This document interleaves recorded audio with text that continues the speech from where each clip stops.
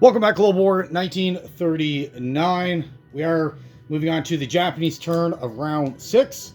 So let's take a look at some of our options. First of all, our income, we have $87 to spend.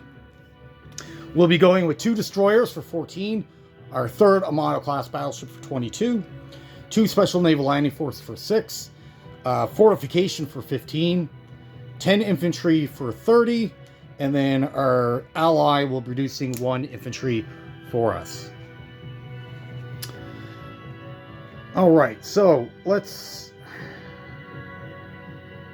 take a look at our options for Japan and see what we can actually do. So the Chinese do have their tank out here in Huan is kind of vulnerable, so we'll be taking advantage of that, getting that off the map.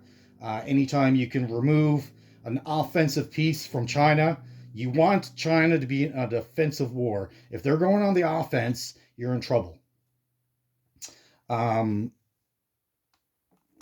The Anzacs came up and took out Dutch East Indies, which is a big deal because the island itself is worth 2, but more importantly, they're removing our bonus of 5. So really, if we leave this alone, we're conceding $7, which once Japan starts competing with the US can severely outproduce the Japanese. So any money that you can get, take, because you need every advantage that you can have. So that will be a priority for us as well. Another priority will be to reinforce the Philippines and amalgamate our fleet and put us in. Right now, our fleet is really in acting as a shield to protect our islands. But we do have the Anzac fleet down in Sea Zone 90 that could potentially come up underneath and start picking off islands. So we do need to deal with that. So let's. And of course, Russia came down. They moved down to northern Manchuria. So now they're threatening our production facility in Peking. So we do need to worry about that as well. Communist China is getting built up. They have, 10 infantry there. So that's a big deal. All right, let's take a look at some of our actions. Battles to declare. We are going into 3 territories. And then non-combat moves, unit placement. All right. So first battle that we are declaring. Give me a second.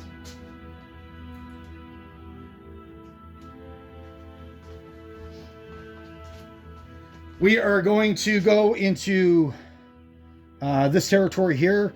It's the one west of Hong Kong. They are getting very close to a victory city that we cannot abide. We'll also be going after that light tank in Hunan. That needs to go as well, because they can blitz through and take out Shanghai, which would be another victory city, so that's not good. And then we'll be going after the Dutch East Indies. All right, so for the light armor in Hunan, they have a light armor and an infantry. We will be going in with our 3 veterans, 3 veteran fighters, our medium bomber, and the 2 special naval landing force will be moving 1 space west.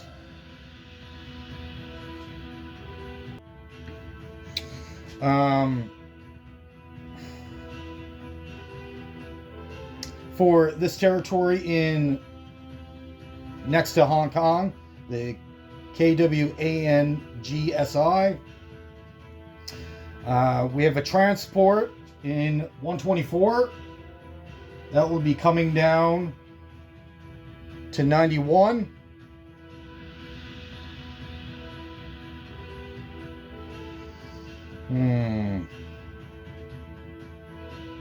With 2 special naval landing force from Vladivostok, that Russian territory.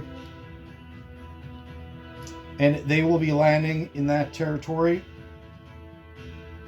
They will be supported by heavy artillery and the 2 veteran fighters and fighter from Siam.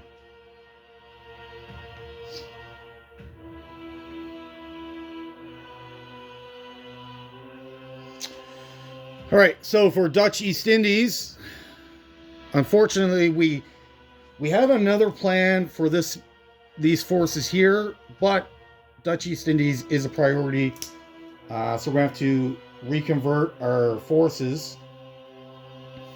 Another unfortunate thing, we do need to clear out that transport first. We're going to abandon this convoy box next to C-Zone 82 because I'm pretty sure the Anzacs are going to attack it anyways. So we're going to move that up, use those forces for one last use before they get destroyed. So they'll be moving up to C-Zone 76 to take out the transport. And then the infantry, unfortunately, again, these 2 transports, I suspect, will be destroyed. They'll be taking from C-Zone 87, moving down to 76 to join the subs. They'll be taking the 3 land forces, the veteran Special Naval Landing Force, and 1 infantry will be taking on 2 Anzac infantry. So that battle's pretty risky, but hopefully it'll pay off.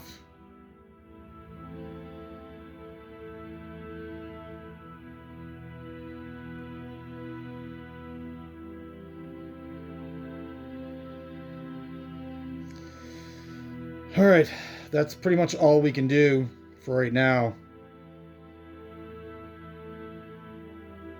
All right, so let's conduct these battles.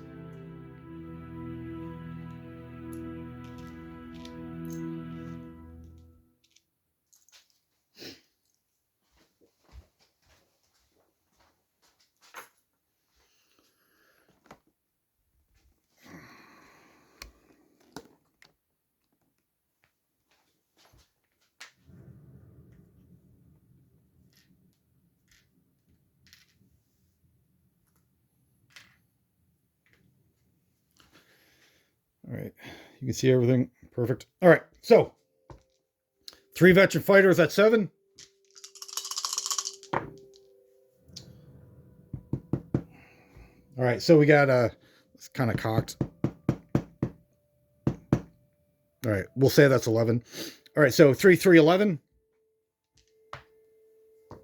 2 at 4. 6, 7. And then 2 at 3. 1, 4. So we got 3 hits. They return fire. 2 at 4. 8, 6. All right, so that's gone. That territory falls back to us.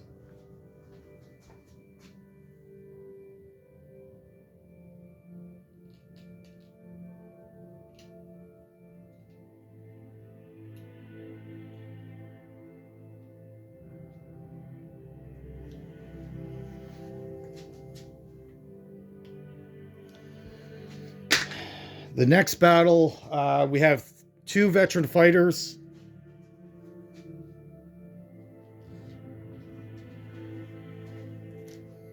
Two at 7. 5, 5. Returns fire at 4. 11.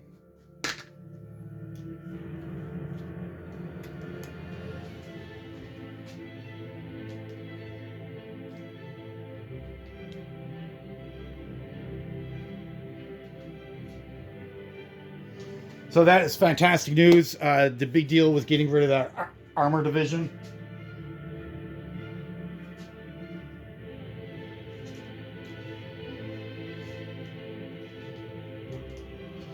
Two more battles.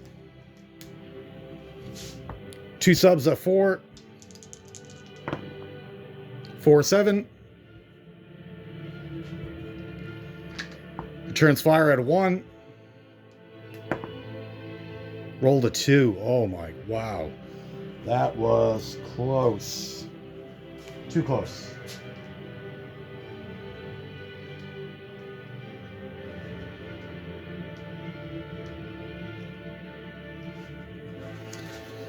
And our final battle.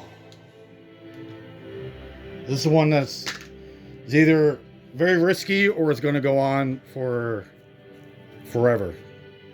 All right, so 2 at 3. 5s. That was our best opportunity to fight. 1 at 2. Roll the 3. 2 at 4. 1 3. Oh, catastrophic fail.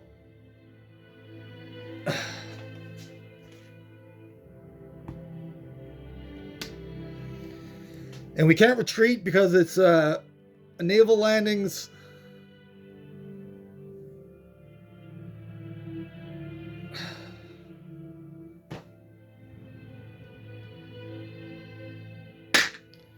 Oh no. All right. Oh no, he stays. 1 at 3.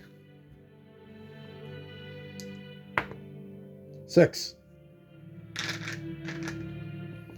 2 at 4.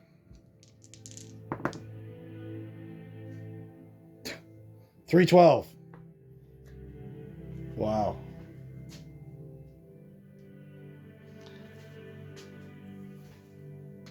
Not only did we lose the ground forces, we're also now going to lose the ships on the next UK turn. That's a lot of material for no gains.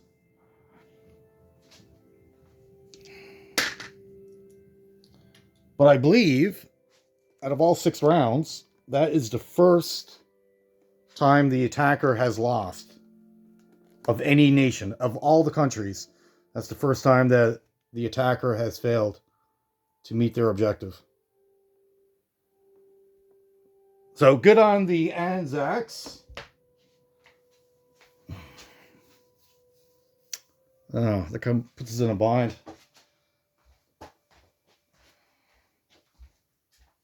All right. So that happened. Non-combat moves.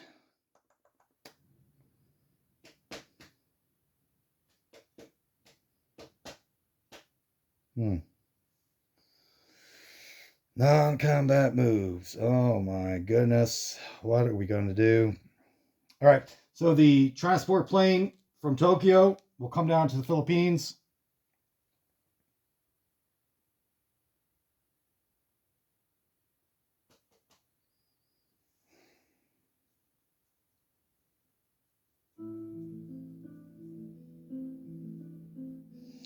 Transport in 106 will enter 91 and land in 92, picking up 2 infantry from French Indonesia, landing them into the Philippines.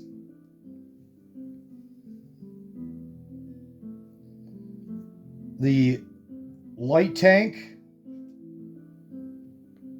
1, 2, 3 veteran infantry, and the airborne will go into Siam.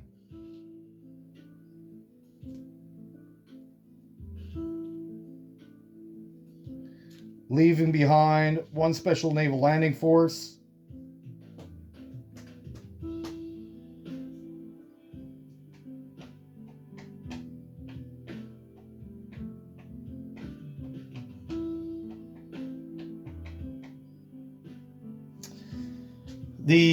Our main battle group in Seshi will be moving back to our production facility in Peking. So in that we have 3 cavalry, 2 artillery, 2 heavy artillery, a mech, 2 special naval landing force, 3 veterans, 5 infantry,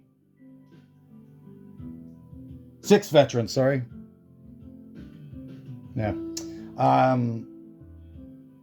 Then the 2 special naval landing force that are in Peking, they'll be moved, 1 to Seshi and 1 to this territory here in between both of these production facilities. We're landing one guy there.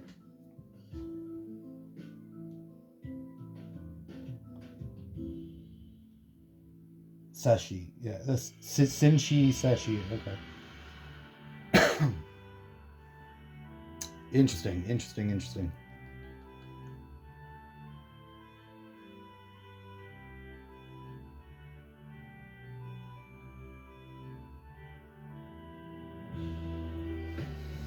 All right. So the Amano class battleship in C-Zone 124 will be moving in, as well as the carrier. They'll be joining our main fleet in C-Zone 106.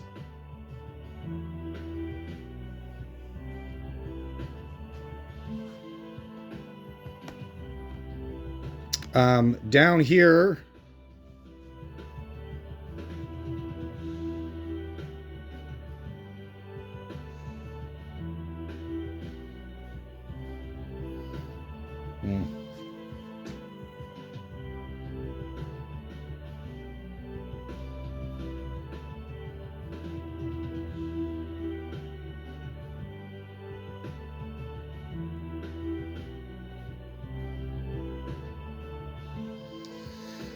so we moved everything. Just what to do with those destroyers.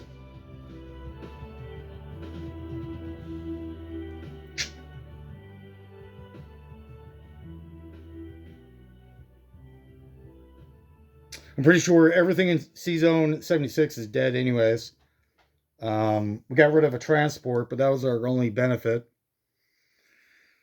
The transports and the subs are definitely going to be destroyed by the Anzacs.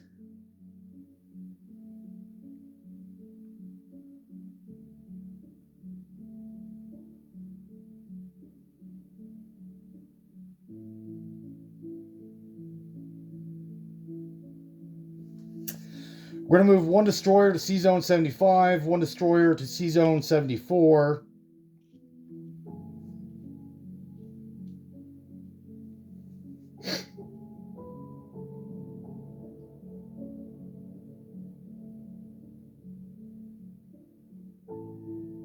No, that's a bad idea.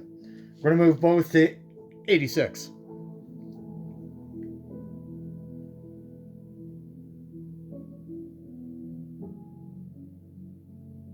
And our destroyer convoy box next to 67 is going to stay. We got to siphon out as much money as we can from Anzac or from FEC. And we already gave up one convoy box, so they're going to get a $2 boost. We're going to get a $7 negative.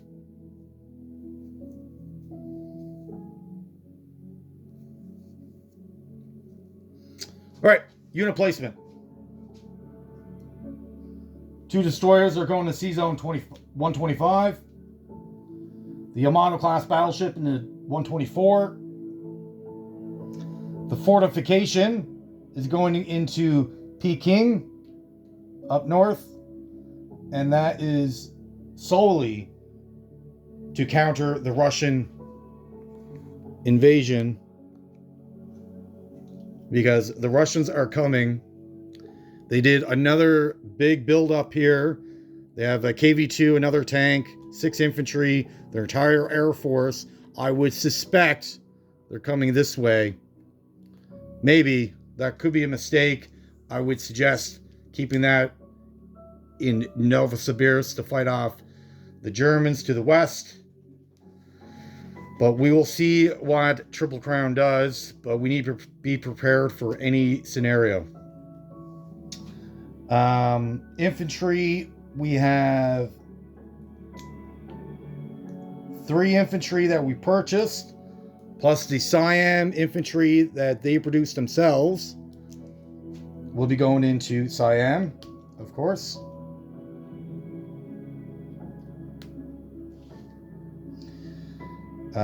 They need a little boost. We're going to be adding 3 infantry to Peking.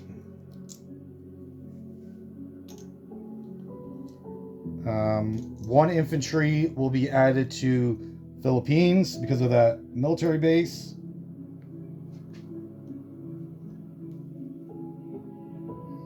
And then 3 infantry to Tokyo.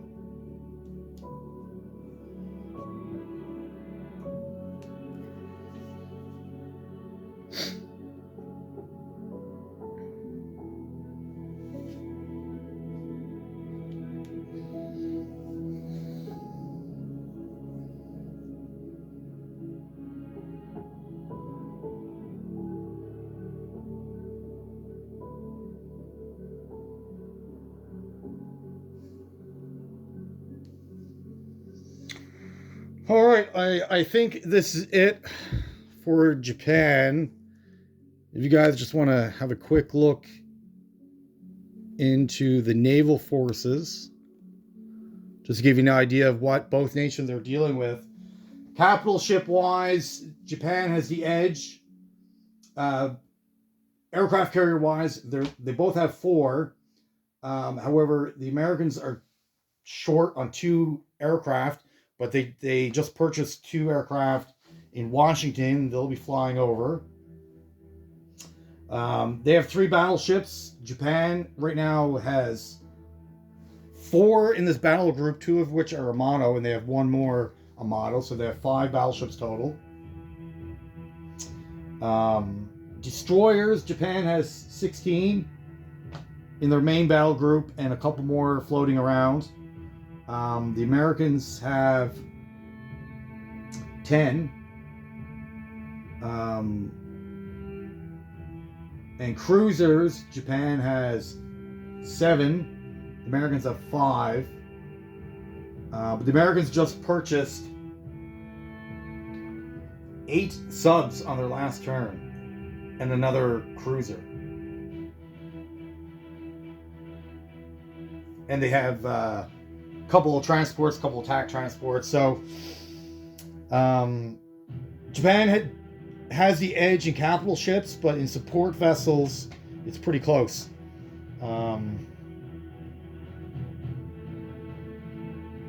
So we'll see who makes the first move. Okay, well, that is it for the Japanese turn. Again, thank you for watching and have yourself a great day. Oh, income. I'll be back to you 1 second with income. And we forgot to place. We still have 2 Special Naval Landing Force to place. We'll be putting that in our production facility in Shanghai.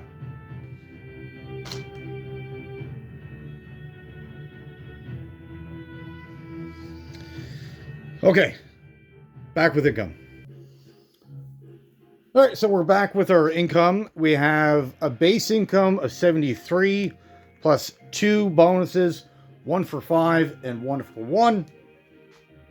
Unfortunately, we are being our income has fallen by $8 because we lost a $5 bonus and a couple territories that were worth 3. So we're short at $8 from the previous turn. We're entering next turn with $79 to spend. So we're going to have to figure out a few things. Okay, again, thank you for watching and have yourself a great day.